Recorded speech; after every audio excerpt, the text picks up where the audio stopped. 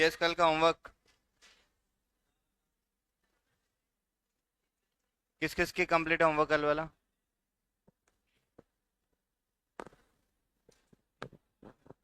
पूरा है तुम्हारा होमवर्क? होमवर्क कर लिया?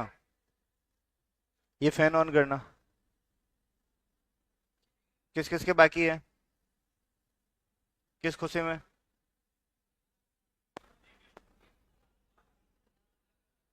खड़े हो जाओ जिसका काम बाकी है।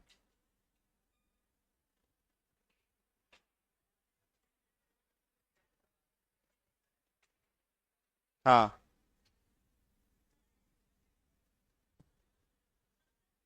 तो फिर खड़े क्यों हुए हैं?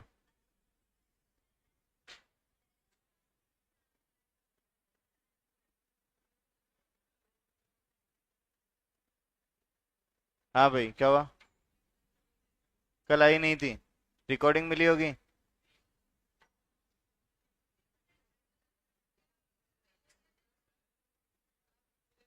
तो लेजर में कर सकते थे, कोई दिक्कत नहीं थी। कुछ नया कुछ ऐसा था नहीं कि जो नहीं कर सकते थे। अब अभी नाम जाएगा फिर क्या बोलोगे? नाम तो लिखेंगे अभी सबका, हाँ। अरे, क्या चल रहा है?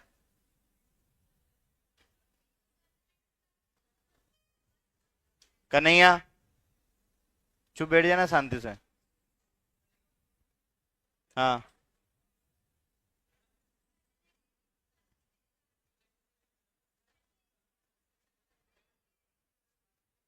मुझे दोनों ही काम चाहिए। फिर तुम्हारा पेंडिंग से पेंडिंग काम चलते ही रहेगा ऐसे।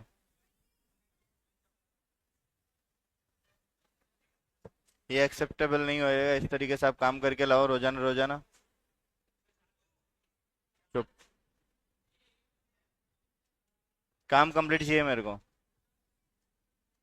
हित नाम लिख जिन जिनका काम, नाम ये काम कंप्लीट है नहीं है। मॉक्स, तेरा काम चेक करा। अनुज्ञा तुम्हारा? अनुज्ञा का नाम लिखना एक, उसका नाम लिखना। वो दोनों देवियां पीछे। हिमानी, आगे आओ इधर। तुम्हारा? क्यों? कहीं जाना था? ला थोड़े से दिखा।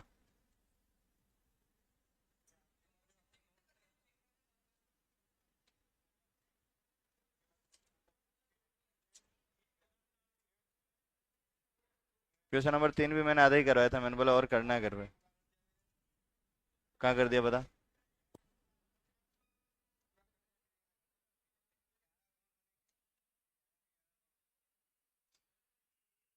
उसके अंदर और भी एंट्री थी जो मेरे मेरे से छूट गई थी।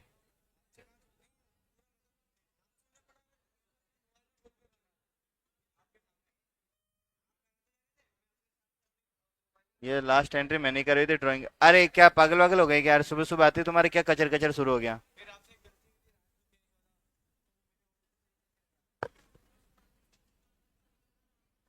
हाँ चल बैठ। हाँ तुम अपनी कॉपी लेके आओ।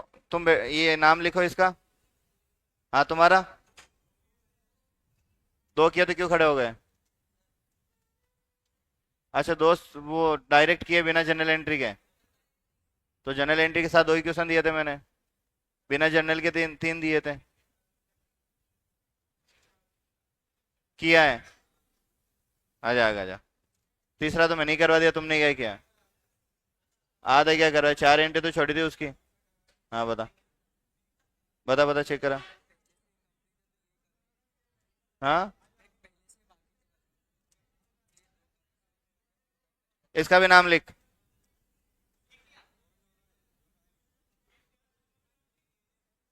ये जो बैठे हैं ना, इनकी वापस कॉपी चेक करूंगा मैं, छोड़ने वाला नहीं हूँ। और सबकी कॉपी में नोट रोजाना डालूंगा मैं, ठीक है? ये तो मैंने ही करवाया था, क्या किया तुमने इसमें? ये मॉक्स का नाम लिखना है, इसने थर्ड क्वेश्चन उठाया आधा। ये कौन सा है? हाँ और? अरे ये ले थर्ड क्वेश्चन की एंट्री, इधर ही आजा। अरे ये रही एंट्री, बता आगे की क्या एंट्री है।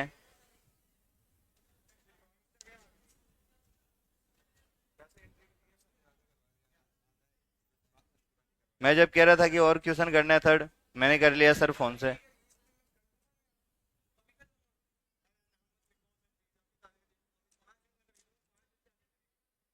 हाँ तुम्हारा भाई।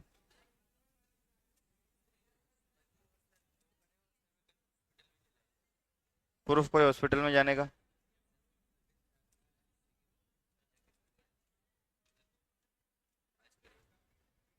चलो बैठो, नाम तो लिखो अपना। इसका भी, जो भी खड़े थे सबका नाम लिखना। तुम्हारे सबने क्या साथ में किया है क्या बैठ के? साथ में बैठ के करते हो क्या तीनों क्वेश्चन? हाँ, सबसे लास्ट सबके नाम लिख ले।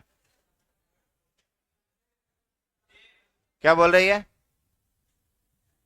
मैं आ जाऊं?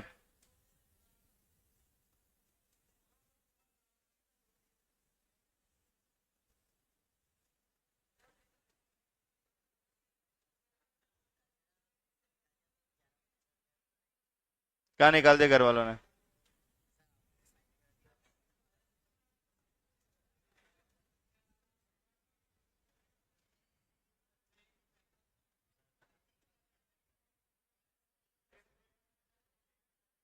ये तुम्हारे पापा की साइन है? नंबर दो पापा के। बताओ। 626571।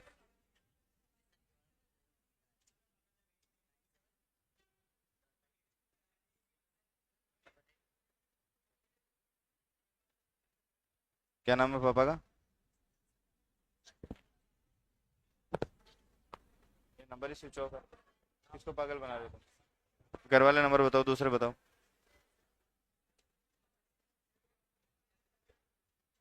हाँ भाई। तुम्हारा काम क्यों बाकी है? कितने सारे ही? अरे हित नाम लिखे यार उनका। हाँ बैठो उधर, उसका उसका नाम लिखो और बिठाओ। हाँ तुम्हारा?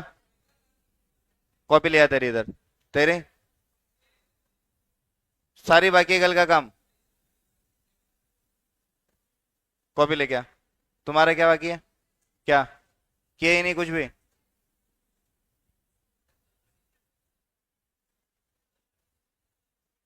लिया, जनरल लिया तेरी। नाम लिख इनका। कॉपी लिया तेरी। युवराज तेरे? क्यों नहीं किया?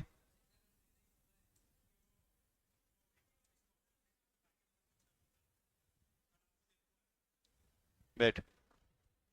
मैंने कॉपी लाने का बोला, उनकी कॉपी आ जानी चाहिए आगे। तू घर वालों से बात कराए बगैर बैठेगा नहीं क्लास में। मुझे कॉल चाहिए अभी, ले बात करा, ये ले फोन, डायल कर नंबर। नहीं मुझे अभी डायल कर नंबर। हाँ। पेज फाड़ने की जरूरत कहाँ थी? पेज फाड़ने की जरूरत कहाँ थी? हाँ और तेरे को शर्म आ रही थोड़ी बहुत?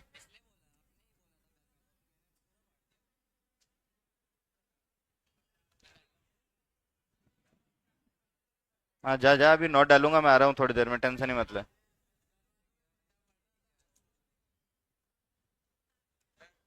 काम सुधार ले यार अपना तरीका।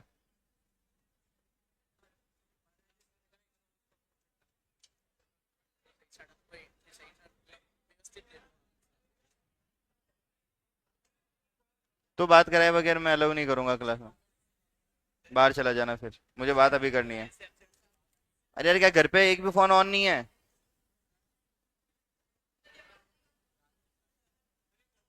जब सबसे बड़ा नोट कल तेरे था, और ये साइन भी तेरे पापा के नहीं है, लिखवा के ले ले मेरे से। मुझे अभी बात करनी है। मुझे अभी बात करनी है, मैं क्लास में अलाउ ही नहीं करूंगा।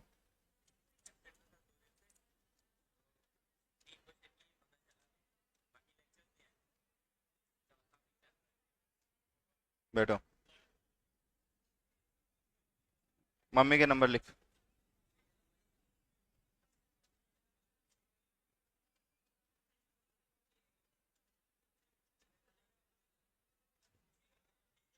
अरे अभी तू बोल रही है पापा का नंबर, अब कह रहा है मम्मी का नंबर है, क्या चल रहा है? हाँ तो नंबर डायल कर।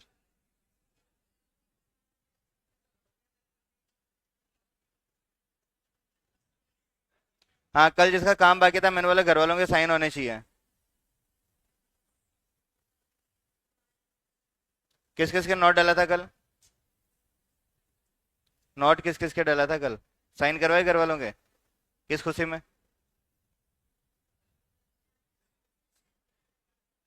घर वालों को फोटो शेयर करो पापा को। तो अभी 6364 कुछ नंबर लगा रहा था घर वालों के, जो तूने वापस हटवाए। ये एक भी नंबर 6 से स्टार्ट नहीं हो रहा है। मैं नंबर मंगा ही लेता हूँ, चल ठीक है। क्या नाम है तुम्हारा?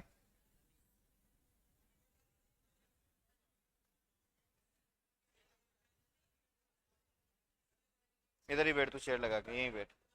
इसी चेयर पे बैठेगा इधर ही।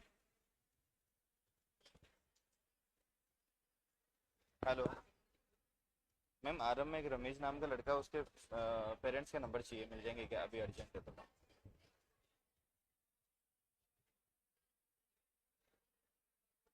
अच्छा अच्छा, तो अभी कोई ऑप्शन नहीं है। ठीक है ठीक है।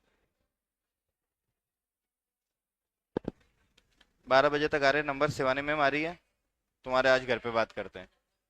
और किस किस के नोट डाला था कल? तुम तीनों के साइन करवाए घर वालों के? करवा लिए? बहुत बढ़िया। तुम ये जो अगर साइन कहीं और से करवा के ला रहे हो, अगर कोई टाइम पास कर रहा है ऐसे ही, सुन लो सब जने, सबकी पेरेंट मीटिंग होगी और पर्सनली मैं करूंगा एक एक से। हेलो जी, सुनील बात कर रहा हूँ, आप कौन? रमेश के फैमिली से बात कर रहे हो क्या आप? रमेश रमेश।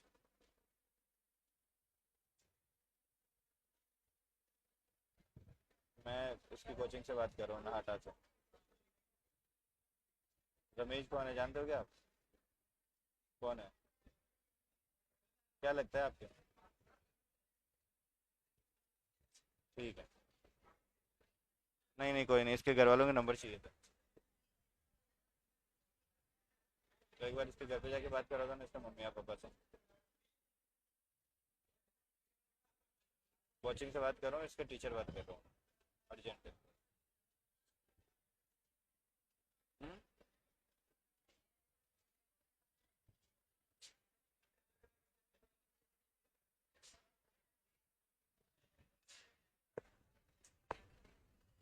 इधर आ दो। इस कलाकार को देख रहे हो सब जने? इसने घर वालों की जगह अपने दोस्त के नंबर दिए हैं। इसका भाई इसको पहचान ही नहीं रहा है, कौन रमेश? जा तू अपनी सीट पे बैठ, आज तेरा ट्रीटमेंट पक्का करता हूँ मैं।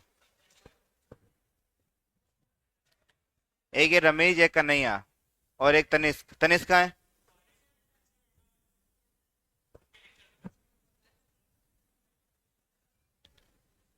क्यों आते हो भाई तुम क्लास? ये रमेश, कन्हैया, और भी होंगे एक दो, तनिष्क।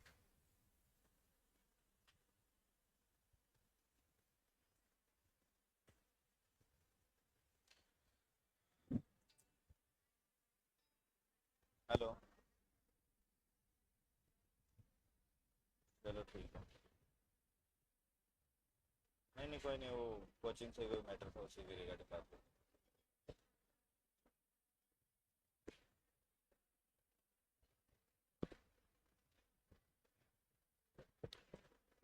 बाकी के जो लेजर के क्वेश्चन बचे रहे वो तुम्हारे लिए होमवर्क है अब। ठीक है। अभी करूंगा, सबके चेक करूंगा, सबकी कॉपी लेके जाऊंगा मैं साथ में। सबके अकाउंट की कॉपी इधर रखो, जहाँ पे काम कर रखा वहाँ 3 4 पेज फोल्ड कर दो, जो लास्ट पेज है तुम्हारा काम कर रखा, जहाँ पे काम किया है ना, वहाँ पे पेज फोल्ड कर दो, और सबकी कॉपी यहाँ पे एक टेबल पे होनी चाहिए। और हित सबकी कॉपी कलेक्ट कर। मैं अभी यहाँ से 1 घंटे, मतलब क्लास के बाद यही काम करूंगा, तुम्हारी कॉपी चेक करूंगा सबकी। सबकी। कोई नहीं बख्शा जाएगा अब। हम्म। रख दो, मैं भी चेक करूंगा मेरे हिसाब से, अब मैं चलती क्लास में भी नहीं कर पाऊंगा। और जो ऑनलाइन वाले हैं, अगर इनके साइन नहीं मिला कॉपी में, तो उनकी डिटेल घर पे जाएगी, और जिनका काम हो गया वो मुझे व्हाट्सएप पे काम भेज देंगे अपना। अभी 11 बज रही है, 11:30 तक अगर किसी का काम आ जाता है मेरी व्हाट्सएप पे फोटो खींच के, तो वो छोड़ दिया जाएगा, नहीं तो उसका भी नाम जाएगा।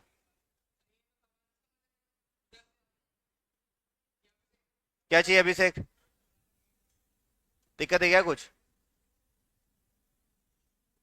और जिनकी कॉपी नहीं उनका नाम नोट करना। और ये लिस्ट है हर दिन की बनाना, तारीख लगा के। चलो नया चैप्टर स्टार्ट कर रहे हैं। Chapter number 4। बुक कीपिंग कौन सा चैप्टर आ गया?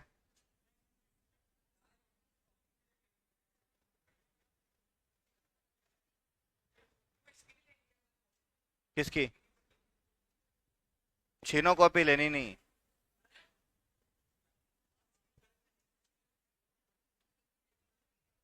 कॉपी की वजह से अगर कोई क्लास में डिस्टरबेंस हुआ, युवराज, कॉपी दो, मैं नोट डाल दूंगा। तुम काम करो, दिख रहा है मुझे। कॉपी दे दो ना, कोई दिक्कत नहीं है। 19-20 रहेगा तो कोई दिक्कत नहीं है, और बहुत ज्यादा ही फर्क रहा तो फिर दिक्कत होगी। तेरा तो मैं फर्क निकालूंगा अभी।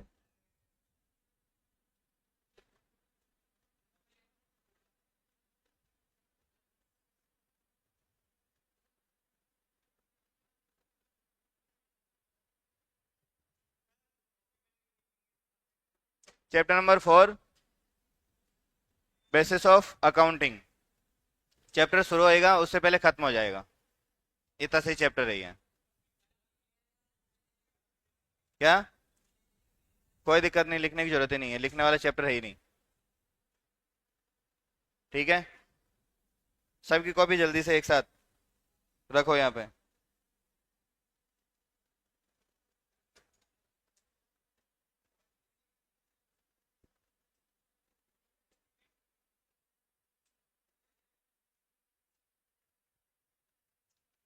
यस, सब जनों का ध्यान इधर होना चाहिए।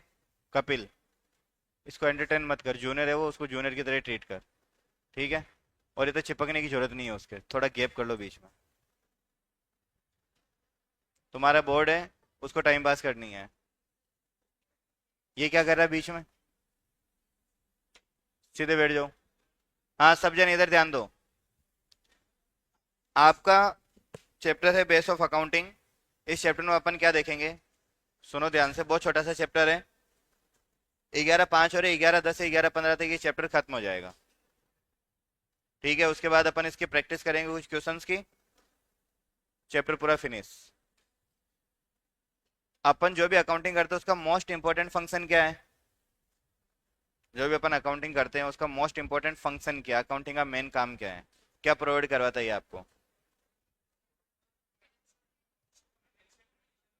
फाइनेंशियल कंडीशन, फाइनेंशियल इंफॉर्मेशन, और हाथ खड़ा करके बोलो भाई। कोई इसके अलावा कुछ बताना चाह रहा है? फाइनेंशियल इंफॉर्मेशन, फाइनेंशियल कंडीशन के अलावा? Profit loss, profit loss, financial information, या फिर फाइनेंशियल कंडीशन, या फिर कुछ कहना चाह रहे प्रॉफिट लॉस, लगभग सिमिलर चीज है। Financial information kind of finance से रिलेटेड इंफॉर्मेशन देना। ठीक है, ये एक ब्रॉडर टर्म हो गई। इसी के अंदर आ गया प्रॉफिट एंड लॉस। तो मोस्ट सिग्निफिकेंट जो अपना काम है वो है प्रॉफिट और लॉस का पता करना। समझ में आ गया? तो most significant function of accounting is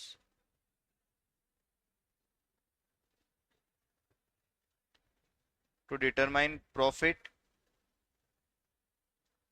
और लॉस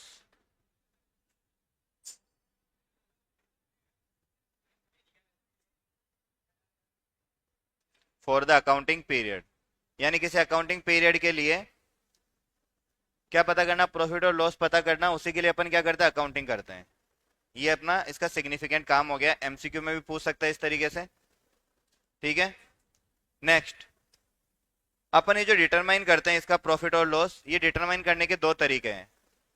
जो भी आप अकाउंटिंग करोगे, प्रॉफिट और लॉस डिटरमाइन करने के लिए क्या करोगे, अकाउंटिंग करोगे। और ये अकाउंटिंग करने के कितने तरीके हैं, दो तरीके। कौन कौन से, केस बेसिस और एक्रुअल बेसिस। दो तरीके कौन कौन से अकाउंटिंग के, केस बेसिस और एक्रुअल बेसिस। हिमानी क्या चल रहा है तुम्हारा, इधर ध्यान दे लो ना क्लास में, क्या बताया मैंने अभी तक।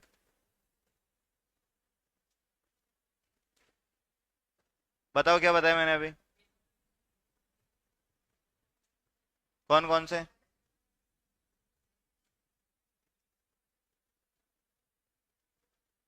मैं 3 बार रिपीट कर चुका हूँ क्लास में, और कुछ बच्चे बोल भी चुके साथ में।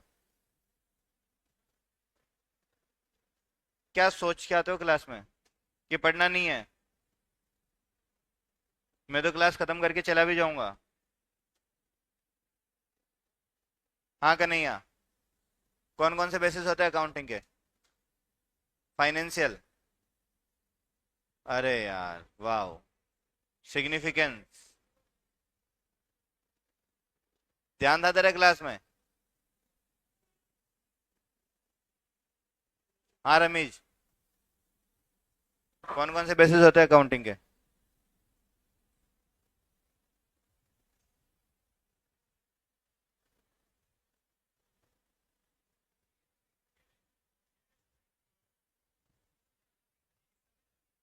9587411363। हाँ, और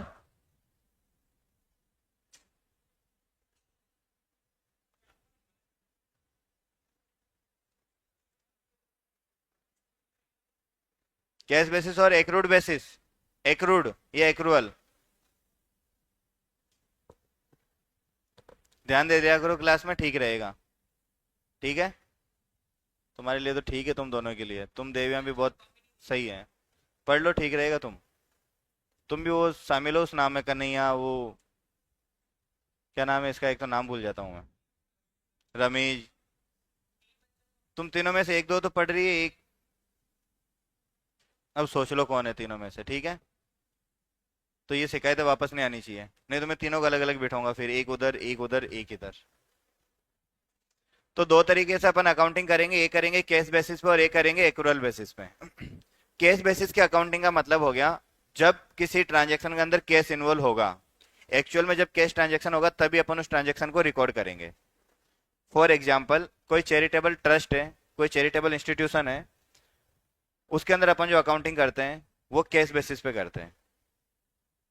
मैं अगर आपको प्रैक्टिकल एग्जाम्पल दूं जो मैंने ऑब्जर्व किया, जब मैं सीए बना था तो हमारे जो समाज का एक गांव में कोई फंक्शन वगैरह था, ग्रुप बना हुआ था, तो वहाँ पे किसी का बर्थडे हो गया, कुछ भी हो गया, तो समाज वाले कुछ पैसे देते बच्चों के एजुकेशन के लिए। तो एक फाउंडेशन, एक ट्रस्ट बना हुआ है, चैरिटेबल ट्रस्ट बना हुआ है। तो उन्होंने मेरे को बोला कि आप कितने रुपए की रसीद कटवाओगे, मैंने बोला इतने रुपए की काट दो। तो वो बोले रुपए, मतलब वो एक्चुअली नॉन में थे तो उन्होंने रुपए कभी मांगे ही नहीं। मेरे को ऐसा लगा कि पापा ने पे कर दिए होंगे, पापा को ऐसा लगा कि मैंने पे कर दिए होंगे, और सीरियसली यही सीन हुआ। अभी जब मैं दिवाली पे गया तो उन्होंने बोले यार वो 15 महीने हो गए उस बात को। मैंने बोला 15 महीने हो गए, पैसे तो पापा ने दे दिए। पापा बोले तूने दे दिए। अब उनको वो चीज सिर्फ याद थी कि इन्होंने बोल रखा है, उनके पास कहीं पे भी अकाउंटिंग एंट्री नहीं कर रखी थी, या फिर हो सकता है कि नॉन फाइनेंशियल इन्फॉर्मेशन जो मैनेज कर रहे हैं, हो सकता है कोई लिस्ट में उनके पास लिखा हुआ हो। लेकिन जब मैंने उनको पेमेंट किया तभी उन्होंने रिकॉर्ड किया, पहली चीज। दूसरी चीज, मैं सीए बन गया था लास्ट ईयर जुलाई 2024 में, तो फाइनेंशियल ईयर कौन सा था, 24-25। वो जो ट्रस्ट था जो चैरिटेबल एक्टिविटी कर रहा है बच्चों के एजुकेशन के लिए, उसका फाइनेंशियल ईयर था 24-25। तो उसी साल में क्या मिलना चाहिए था उनको पैसा, और उसी साल में रिकॉर्ड होना चाहिए था। लेकिन मैंने उनको पे कब किया, अभी इस दिवाली पे, और ये फाइनेंशियल ईयर कौन सा चल रहा है, 25-26। तो अब वो रिकॉर्ड कब करेंगे, 25-26 में करेंगे, 2025-26 में रिकॉर्ड करेंगे। एक्चुअल में तो मेरा जो उनके साथ कमिट हो रखा था लास्ट ईयर का, बट पे कब किया, इस साल में। उन्होंने रिकॉर्ड भी कब किया, इस साल में। तो कैश बेसिस आपको समझ में आया।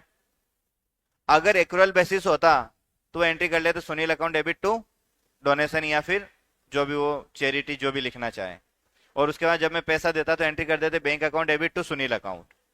लेकिन इस केस में क्या एंट्री करेंगे, bank account debit to donation account, और नरेशन में लिख देंगे डोनेशन, चैरिटी जो भी है, चंदा जो भी लिखना चाहे वो, जिस नाम से भी उनका ट्रस्ट है, चैरिटेबल एक्टिविटी कर रहे हैं, रिसीव्ड फ्रॉम सुनील। समझ में आया। तो केस बेसिस पे जो भी आप अकाउंटिंग करोगे, सिर्फ केस ट्रांजैक्शन इन्वॉल्व होने पे ही अपन इसकी अकाउंटिंग करेंगे, अदरवाइज नहीं करेंगे। क्लियर है? और सबसे बड़ा एग्जांपल इसका मेन जो चैरिटेबल ट्रस्ट होते हैं, चैरिटेबल एक्टिविटी परफॉर्म करने वाले चैरिटेबल ट्रस्ट हो गए, डोनेशन वाले जो काम हो गए, मंदिर हो गए, मस्जिद हो गए, गुरुद्वारे हो गए, इनमें जो भी डोनेशन मिलता है या फिर कोई भी सोशल वेलफेयर वाली एक्टिविटी कर रहा है, वो सारे काम, वो सारी अकाउंटिंग केस बेसिस पे करेंगे। ठीक है? इसका अपन एक एग्जांपल लेते हैं। मान लो goods sold,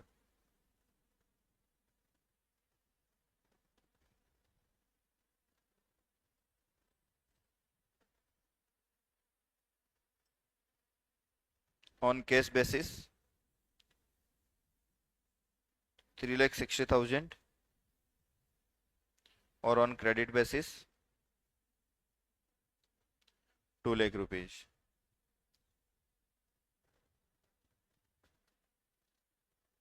salary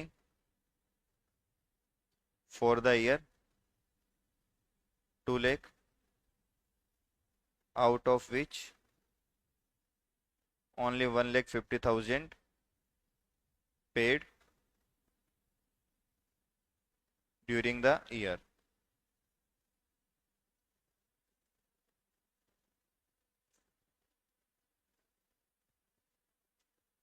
case receipt against credit sale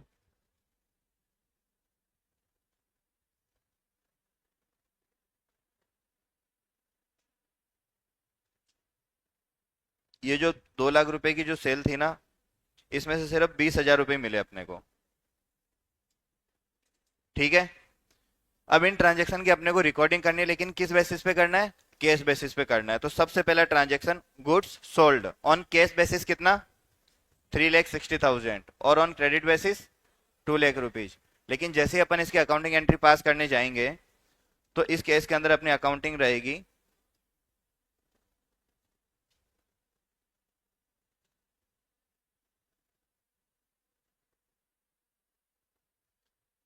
case account debit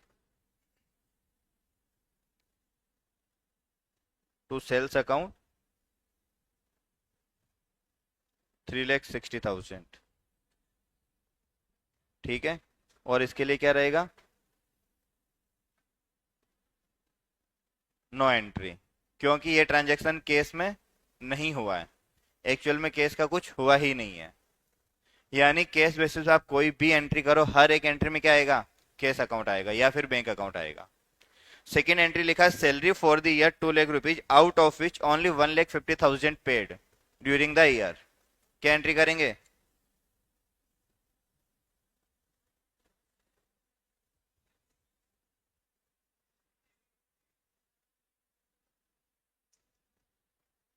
हाँ बताओ, क्या एंट्री करेंगे? Salary account debit to cash account. कितना आ जाएगा? अमाउंट क्या लिखो? 2,00,000 या 1,50,000?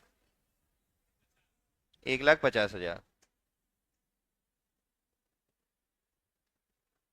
Third entry case receipt against credit sale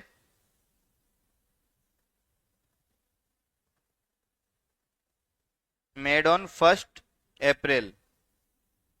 ये मैं इसकी डेट लिख देता हूँ यहाँ पे, ये 1 अप्रैल को क्रेडिट सेल हो गई थी। तो इस सेल के अगेंस्ट में अपने को कितने रुपए मिले? 20,000। तो क्या एंट्री कर दूंगा यहाँ पे भी?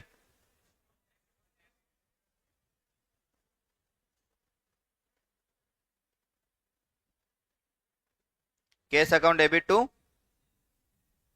Sales account.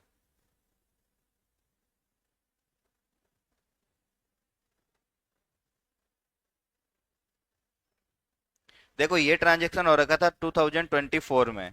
ठीक है? और ये जो केस रिसिप्ट हुआ है ना, ये हुआ है 30 जून 2026 के अंदर, जब केशव पापा बन गए थे। याद आ रहा है?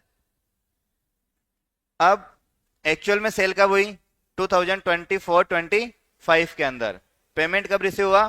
2026-27 के अंदर, यानी तब कैसा सीए कर रहा था और तब पापा बन चुका था। दोनों अकाउंटिंग ईयर चेंज हो गए हैं, अलग अलग साल की बात है ना। अभी पढ़ रहा, अभी तो शादी भी नहीं हुई इसकी। चलो इधर आ जाओ। पहले ईयर कौन सा था? 24-25। अब ईयर कौन सा हो गया? 26-27। अपन ने रेवेन्यू कब रिकॉर्ड करी है? 26-27 में। और रेवेन्यू एक्चुअल में थी कब की? 24-25 की। सैलरी भी फॉर द ईयर कितनी थी? 2 लाख। कितनी पेड करी? 1,50,000। तो इसका मतलब समझ में है क्या हो रहा है यहाँ पे? मैचिंग कंसेप्ट काम नहीं कर रहा। अपन एक चैप्टर छोड़ा था, उसमें कुछ कंसेप्ट होते हैं, कुछ अजम्पशन होती है, कुछ प्रिंसिपल्स होते हैं। तो एक मैचिंग प्रिंसिपल होता है या मैचिंग कंसेप्ट होता है। वो कहता है कि अगर किसी साल से रिलेटेड रेवेन्यू है तो उसी साल में रिकॉर्ड कर दो, किसी साल से रिलेटेड अगर खर्चा है तो उसी साल में रिकॉर्ड कर दो। यानी किसी रेवेन्यू को अर्न करने के लिए जो खर्चा कर रखा है उसी के अगेंस्ट में रिकॉर्ड करोगे। तो फॉर द ईयर या ड्यूरिंग द ईयर जो भी अपने को रेवेन्यू हो रही है और उसी साल के लिए जो अपन खर्चा कर रहे हैं उसी साल में रिकॉर्ड करते हैं। इसी वजह से अपने पास अकाउंट बनते हैं प्रीपेड, आउटस्टैंडिंग, अर्नड और एक्रूड। 4 तरीके के अकाउंट बनते हैं। अगर कोई पैसा देना बाकी है तो आउटस्टैंडिंग, अगर पहले पेड कर दिया तो प्रीपेड, इनकम मिलनी बाकी है तो earned income, sorry accrued income, और एडवांस में मिल गई तो अर्नड इनकम। लेकिन ऐसा कंसेप्ट यहाँ पे होता ही नहीं है। जब पैसा मिलेगा तभी रिकॉर्ड कर देंगे। समझ में आ गया? तो यहाँ पे एक चीज और क्या हो गई, यहां से ऊपर से एक चीज आपको क्लियर हो गई होगी। देयर इज नो मैचिंग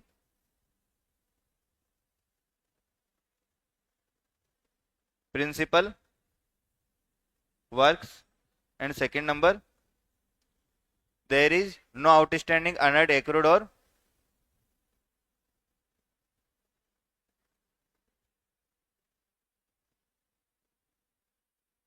मैं पीट दूंगा, सही बता रहा हूं, और मेरा गुस्सा बहुत तेज है। आता जाता कुछ है नहीं अपने को, काम पूरा करना नहीं है क्लास में, पंचायती और पेलनी। और कपिल खड़ा हो, तेरे को थोड़ी बहुत तमीज होगी ना, सीनियर है तू, 12th में है, क्यों मुंह लगा रहा है इनको? पढ़ रही है वैसे भी नहीं रमेश, और इसके साथ ये भी। क्या चाहिए तुम्हें जीवन में? कुछ कष्ट है तो बता दो, मैं दूर कर देता हूँ। पढ़ने आए हो पढ़ लो।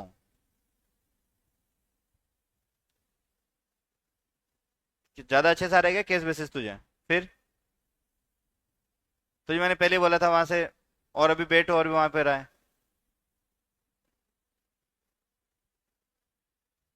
बैठो, खड़ा हो जा तू, बाहर निकाल दूंगा मैं नेक्स्ट टाइम क्लास से, खड़ा ही रहेगा अब।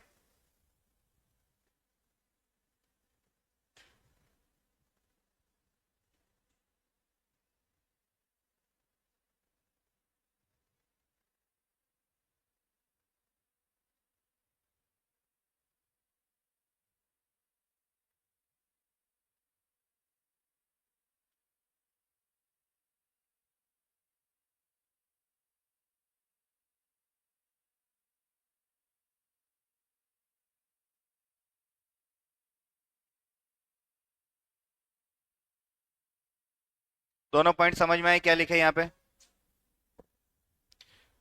यहाँ पे आउटस्टैंडिंग, प्रीपेड, अर्नड और एक्रूड नाम के कंसेप्ट आएंगे ही नहीं। ठीक है? अब किसी के जहन में एक सवाल आ रहा होगा कि सर अगर किसी ने पैसा एडवांस में दे दिया तो? कोई दिक्कत नहीं, उसी साल रिकॉर्ड कर लो। क्योंकि मैंने बताया अकाउंटिंग कौन करता है? चैरिटेबल ट्रस्ट, इंस्टीट्यूशन, डोनेशन वगैरह जहाँ पे मिलता है, और उनमें जरूरत ही नहीं पड़ती कोई सर्विस परफॉर्म करने की। आपने चैरिटी किया, क्या सर्विस परफॉर्म करोगे? समझ रहे हो? आपने डोनेशन दिया, क्या सर्विस परफॉर्म करोगे? तो उस केस के अंदर जब पैसा मिला उसी टाइम अपन काम करेंगे। क्लियर? कोई दिक्कत यहां तक? इसके अलावा जो अकाउंटिंग अपन सीख रहे हैं वो कौन से बेसिस पे है? एक्रूअल बेसिस पे। दैट्स इट, चैप्टर खत्म। ठीक है? एक बार बुक से रिकेप करवा देता हूं, जो जो पॉइंट बुक में लिखे हैं ये आपको समझाने के पॉइंट ऑफ व्यू से था। वहां अपन एक्चुअल में समझते हैं कि चैप्टर में क्या क्या पॉइंट है, सीक्वेंस से कर लेते हैं। समझ में आ गया ये क्या चैप्टर है? इन्होंने सबसे पहले लिखा है केस बेसिस अकाउंटिंग के अंदर यही transaction are recorded in the books of account on cash being received और पेड। यही अपन ने बात करी थी, जब आपको केस रिसीव होगा या पेड होगा तभी अपन इसको रिकॉर्ड करेंगे। फिर इसके अंदर लिखा आउटस्टैंडिंग एक्सपेंसेस प्रीपेड एक्रूड और इनकम रिसीव्ड इन एडवांस या फिर एक्रूड इनकम, ऐसे कोई कंसेप्ट यहाँ पे काम ही नहीं करेंगे। अब आता है कि ये जो अपन सिस्टम फॉलो कर रहे हैं इसके एडवांटेज क्या है, क्या क्या फायदे हैं। तो सबसे पहला क्या फायदा है, ये फालतू की माथाफोड़ी नहीं करनी, आउटस्टैंडिंग क्या है, ये क्या है, वो क्या है, कौन सा पैसा, कौन सी इनकम, कौन सा साल, क्या, सब छोड़ो। जब मिला रिकॉर्ड करो, काम खत्म। पैसा आया रिकॉर्ड करो, गया रिकॉर्ड करो, कोई दिक्कत नहीं है। केस बुक और पासबुक हमेशा मैच रहेगी आपकी। समझ में आ गया। तो ये सबसे पहले एडवांटेज है, it is a simple basis of accounting as adjustment for outstanding expenditure prepaid accrued unearned. Accrued ये जो भी है कोई भी काम नहीं करेगा, ये सिंपल बताया है। दूसरा, this approach is more objective as very few estimates and judgement are required. कोई एस्टिमेशन नहीं लगाना, कोई जजमेंट नहीं लगाना, जजमेंट की जरूरत ही नहीं है। क्या जजमेंट लगाओगे, कौन सा आउटस्टैंडिंग है, कौन सा अनर्ड है, एक्रूड है, क्या है क्या नहीं है, कहाँ पे डेप्रिसिएशन लग रहा है नहीं लग रहा है, कितना डेप्रिसिएशन लगाना है, क्यों लगाना है, कोई झंझट नहीं। डेप्रिसिएशन में पैसा ना तो आ रहा है ना जा रहा है, केस का काम ही नहीं, तो फिर वो एंट्री भी नहीं करेंगे। समझ में आ गया ना। डेप्रिसिएशन की एंट्री नहीं होगी तो वो भी जजमेंट, डेप्रिसिएशन में जजमेंट लगता है ना, जजमेंट कितने साल ये मशीन चलेगी, जजमेंट काम आता है। एस्टिमेटेड लाइफ, इसके वैल्यू कितनी मिलेगी 5 साल बाद, किसको पता 5 साल बाद क्या होगा, लेकिन एस्टिमेट लगाते हैं, जजमेंट करते हैं ना, तो वो चीज काम नहीं आती। This basis of accounting is suitable for those enterprises where most of the transaction are on case basis. तो चैरिटेबल ट्रस्ट इंस्टीट्यूशन का जो मैंने एग्जांपल दिया, यहाँ पे most of the transaction cash basis पे ही रहेंगे, क्योंकि वहां पे जब सर्विस ही नहीं होती, बिजनेस ही नहीं होती, नहीं होता, तो फिर वहां पे ट्रांजेक्शन एक्रूअल बेसिस पे होने का काम ही नहीं है। कुछ लिमिटेड ट्रांजेक्शन, जैसे मैंने मेरा केस बताया अभी आपको डोनेशन वाला, उन्होंने कहीं पे रिकॉर्ड करके रख लिया होगा, जब मिलेगा तब एंट्री कर देंगे, मिला और उन्होंने एंट्री कर दी। डिसएडवांटेज क्या क्या है इसके, it doesn't give a true and fair view of profit and loss and financial position of an enterprise because it ignore outstanding prepaid accrued और unearned। तो ये पॉइंट अपन ने डिस्कस किया था कि आउटस्टैंडिंग प्रीपेड इन सबको कंसिडर नहीं करता, तो अपने को रेस्पेक्टिव जो भी ईयर है उसका अपन प्रॉफिट और लॉस पता नहीं कर सकते। क्योंकि देखो यहाँ पे अपने को रेवेन्यू और ये पहले ही साल में 5,60,000, लेकिन अपन रिकॉर्ड कितना कर रहे हैं 3,60,000, 2 साल बाद भी कितना रिकॉर्ड कर रहे हैं 20,000 रुपए। तो इसका मतलब कि आप ट्रू एंड फेयर व्यू पता कर सकते हो सकता है कि आपने परचेज पूरी करी हो 5,60,000 में से 5 लाख रुपए का माल आपने परचेज किया हो, 60,000 आपका प्रॉफिट था, ठीक है। तो परचेज के टाइम में आपने फुल पेमेंट किया, रिसिप्ट पे आपको कितना मिला 3,60,000 रुपए, तो आपको तो लॉस दिखा देगा कि ट्रू एंड फेयर व्यू है आपके फाइनेंशियल का, नहीं है।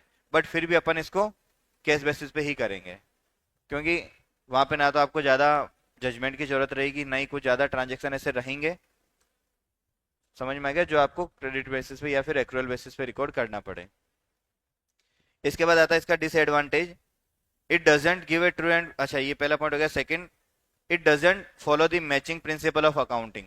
मैचिंग प्रिंसिपल बता दिया, क्योंकि रेस्पेक्टिव ईयर में ये अकाउंटिंग, सॉरी रेस्पेक्टिव ईयर में ट्रांजेक्शन रिकॉर्ड नहीं करता। इसके बाद मैंने आप इसके बुक में एक इलस्ट्रेशन दे रखा है, सेम इलस्ट्रेशन है, इससे से मिलता जुलता। During the financial year Ashok has cash sale 3,90,000 and credit sale 1,60,000, his expenditure for the year 2,70,000, out of which 80,000 are not paid. तो 270 में से 80,000 पेड नहीं किया, तो कितना पेड किया होगा 190, ठीक है। तो इन्होंने देखो क्या एंट्री करी है, रेवेन्यू इनफ्लो ऑफ कैश 3,90,000, उसमें से माइनस कर दिया एक्सपेंडिचर आउटफ्लो 1,90,000, तो नेट रेवेन्यू कितनी हो गई 2 लाख रुपीज। नीचे नोट डाल दिया, credit sale and outstanding expenditure will not be considered under the case basis. यही अपन ने लिखा है। कोई ऐसा है जिसको केस बेसिस ऊपर से गया हो, सब क्लियर है। देन अपने पास आता है एक्रूअल बेसिस। एक्रूअल बेसिस के एडवांटेज पढ़ लेते हैं। It is more scientific compare to cash basis of accounting. आगे बढ़े, साइंटिफिक है ना, आपको हर एक चीज मैच करके दे रहा है कौन से साल में क्या चीजें है। This basis of accounting showing a complete picture of financial transaction of the business as is take into account of effect of all transaction relating to period as well as adjustment like outstanding, जो भी है सारी चीजें। अरे इसमें तेरे बोलने वाला क्या चीज है, मतलब यहाँ समझने, जो समझने वाला पॉइंट था वो हो चुका है। अब यहाँ पे नॉर्मल चीजें चल रही है ना, कोई इतना काम आने वाली चीजें, बस क्योंकि एक्चुअल बेसिस पे अकाउंटिंग अपन एक्चुअल में कर ही रहे हैं। समझ में नहीं आ रहा तो बताओ कि समझ में नहीं आ रहा पॉइंट, क्योंकि 4 मिनट बचे, चैप्टर खत्म करना है। कोई है ऐसा जिसको समझ नहीं आ रहा एक्रूअल बेसिस? सबसे पहले एडवांटेज बताया आपको कि ये मोर साइंटिफिक है। सेकंड एडवांटेज बताया कि आपको यहाँ पे कंप्लीट पिक्चर ऑफ फाइनेंशियल मिल जाती है। कंप्लीट पिक्चर मिलती है ना, कि उस साल की कितनी इनकम, एक्सपेंडिचर, आउटस्टैंडिंग, मिलना कितना है, देना कितना है, कितनी सेल हुई है, टोटल सारी चीजें मिल जाती है। तो complete picture. This basis disclose correct profit और लॉस। तो आपको सही से कितना प्रॉफिट और लॉस हुआ सारा पता चल रहा है इस मेथड से। किससे? एक्रूअल बेसिस पे जब आप अकाउंटिंग करोगे। इट रिफ्लेक्ट ट्रू प्रॉफिट और loss during the accounting period. It reflect true financial position at end of the accounting period. Disadvantage, this system is not a simple as cash basis of accounting. Cash basis जितना simple नहीं है ना, वहां पे accountant की भी जरूरत नहीं है, किसी को भी बिठा दो, पैसा आया तो डेबिट कर देना, गया तो क्रेडिट कर देना, किसी भी एक्सपर्ट की जरूरत नहीं है। मतलब दो ही चीजें होती है, डेबिट और क्रेडिट। एंट्री बता दो कि देख पैसा आया तो कैश अकाउंट डेबिट करना, गया तो टू कर देना, जिसके लिए आया डोनेशन तो टू डोनेशन कर देना, और खर्चा है तो उस खर्चे का नाम लिख देना, बस बात खत्म। नॉन कॉमर्स वाले को बताओगे वो भी कर देगा। This accounting process is too elaborate. तो यहाँ पे आपको बहुत सारी चीजें डेप्थ में जाके आपको बताई जाएगी जब आप करोगे एक्रूअल बेसिस पे। केस बेसिस आपको हर एक चीज के बारे में पता हो जरूरी नहीं है, क्योंकि केस बेसिस में करने ही क्या, सिर्फ केस और कुछ नहीं। ठीक है, कितना सिंपल था, केस आया डेबिट कर दो, गया क्रेडिट कर दो। डेबिट और क्रेडिट एक साइड में और कुछ लिख देना, डोनेशन आया तो डोनेशन, चैरिटी, 2-3 अकाउंट उसको फिक्स बता दो। डेबिट में जो भी खर्चा उसका नाम लिख देना, चाय का खर्चा क्या, टी अकाउंट डेबिट कर देना। ठीक है, कपड़े धुलाए, लॉन्ड्री अकाउंट डेबिट कर देना। किस में जाएगा? अरे केस बेसिस पे अकाउंटिंग सीख रहे, वो कहाँ लिखते वो अलग पॉइंट है। सन्ड्री डेटर्स या सन्ड्री एक्सपेंडिचर वो अलग पॉइंट हो गया, पर अकाउंटिंग करने के हिसाब से नॉर्मली आप कर पाओगे। लास्ट इसका डिसएडवांटेज है, a quick appraisal of profit and loss is not possible because many adjustment are required to ascertain the true financial position of the business. ये जो छोटे मोटे एडजस्टमेंट है वही बता रहा है जो आपको आउटस्टैंडिंग, प्रीपेड, अर्नड और एक्रूड से रिलेटेड है। मेन सारा खेल कहाँ पे आ रहा है, चार टर्म पे, एक्रूड, अर्नड, आउटस्टैंडिंग और प्रीपेड। इन चारों का कोई भी ट्रीटमेंट एक्रूड के अंदर तो होता है लेकिन केस बेसिस में नहीं होएगा, बस, और कोई भी फर्क नहीं है। उन चार की वजह से ही सारा सिस्टम ऊपर नीचे होता है। इसके बाद में आपको इलस्ट्रेशन नंबर 2 दे रखा है, 3 दे रखा है, 4 दे रखा है, और फिर कुछ क्वेश्चन दे रखे। टोटल 8 पेज का चैप्टर है ये, 8 से 9 पेज का, जिसमें से 4 पेज की तो थ्योरी है, 4 से 5 कुछ इसमें क्वेश्चन है। सारे क्वेश्चन मैं करवा दूंगा, सारे चैप्टर में करवा दूंगा ये, ठीक है। तो नेक्स्ट जब क्लास रहेगी अपनी, तो इस चैप्टर को अपन कंप्लीट करेंगे, फिर कल नया चैप्टर करेंगे। आज कोई भी होमवर्क नहीं दे रहा हूँ, अगर मिला भी तो आपको हो सकता है इसका एक आधा क्वेश्चन मिले, इन केस अगर कुछ पेंडिंग बच जाता है तो। डिपेंड करेगा कि तुम क्लास में कितना शांति से बैठते हो। 5 क्वेश्चन है इसके, 5 भी मैं करवा दूंगा। इलिस्ट्रेशन है 4, वो भी मैं करवा दूंगा, ठीक है। चलो एक क्वेश्चन देख ही लेते हैं और। Question number 2, taking the figure in illustration number 1 find out net income according to accrual basis. यानी जो पहला क्वेश्चन था उसके अंदर लिखा हुआ था, जो इलिस्ट्रेशन नंबर 1 था उसमें लिखा था कि क्रेडिट सेल है अपनी 1,60,000, कैश सेल है 3,90,000, एक्सपेंडिचर टोटल में है अपना 2,70,000, और पेड हो गया इसमें से, सॉरी नॉट पेड, 80,000। पंचायती मत करो, इधर ध्यान दे लो। तो कैश बेसिस पे देखो कितनी रेवेन्यू आई टोटल। अगर आप कैश बेसिस पे अकाउंटिंग करोगे, श्री क्या चल रहा है, फोन चल रहा है इसका उधर। कैश बेसिस पे क्या रिकॉर्ड करोगे, ओनली कैश सेल्स 3,90,000,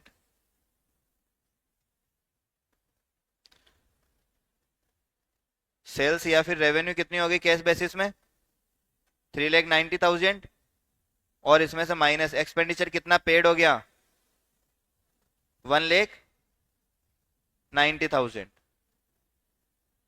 तो नेट रेवेन्यू कितनी आ गई,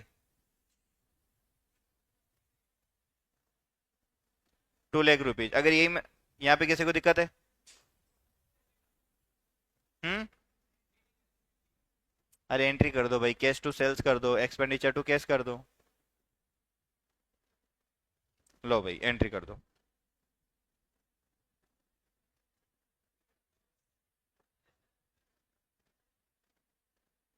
बस। ठीक है, आगे बढ़े। क्या? हाँ, बस। केस बेसिस में जितना आपका प्रॉफिट रहेगा उतनी आपके पास केस भी अवेलेबल रहेगा, क्योंकि हर एक खर्चा पेड करोगे तभी लिखोगे, रिसिप्ट करोगे तभी लिखोगे। तो जितना केस अवेलेबल उतनी आपका प्रॉफिट है। ठीक है, ये तो था आपका केस बेसिस। अब एक्रुअल बेसिस पे क्या करोगे? एक्रुअल के अंदर आपकी टोटल सेल्स कितनी हो गई? एक्रुअल बेसिस पे टोटल सेल्स या फिर रेवेन्यू कितनी हो गई?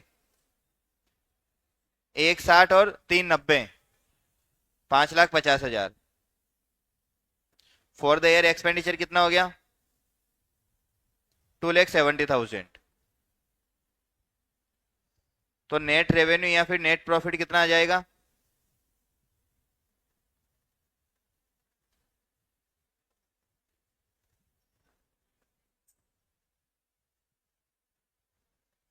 टू लेख 80,000। समझ में आ गया? किसी को यहां तक दिक्कत है? कोई भी?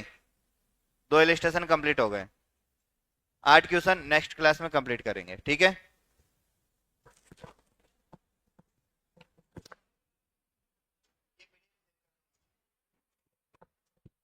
जब क्लास खत्म हो जाए याद दिला देना, ये पीडीएफ आपको एडिट सेंड कर दूंगा। जो लिखना है लिख लेना, इसमें से जो मैंने लिखा है इतना सा भी लिख लोगे मोर सफिशियंट है।